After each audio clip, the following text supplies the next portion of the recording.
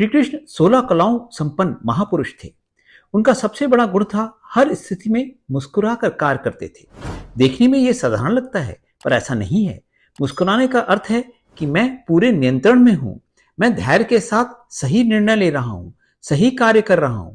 जब अर्जुन ने कुरुक्षेत्र में तीर धनुष रख दिया था और लड़ने से मना कर दिया था, श्री कृष्ण ने मुस्कुराकर उनसे बात शुरू की, गीता का ज्ञान दिया और महाभारत पांडवों को जितवाई।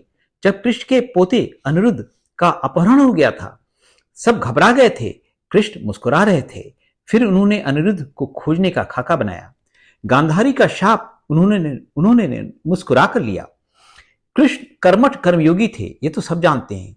सारा जीवन कार्य किया, हजारों राक्षसों को मारा, पर वह किसी व्यक्ति किसी कार्य से आसक्त नहीं होते थे। वह सदा आगे बढ़ते जाते थे। वृंदावन में गोपियों के साथ हंसे खेले, नृत्य किया। जैसे मथुरा गए, फिर द्वारका, कुरुक्षेत्र में महाभारत युद्ध में भाग लिया। फिर भी वृंदावन के पास होते हुए भी गोपियों से मिलने वृंदावन नहीं गए। वृंदावन में बचपन बिताया, पर कोई आसक्ति नहीं। आगे बढ़ते जाना, पिछला क्षण जीकर आगे का कार्य करना, हमेशा वर्तमान में जीना और कार्य करना।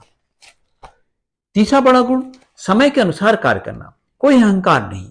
जरासंध ने जब राजाओं के साथ कंस के मरने पर मथुरा का घेरा डाला था, कृष्ण को मालूम था कि जरासंध से वे नहीं जीत सक पाएंगे।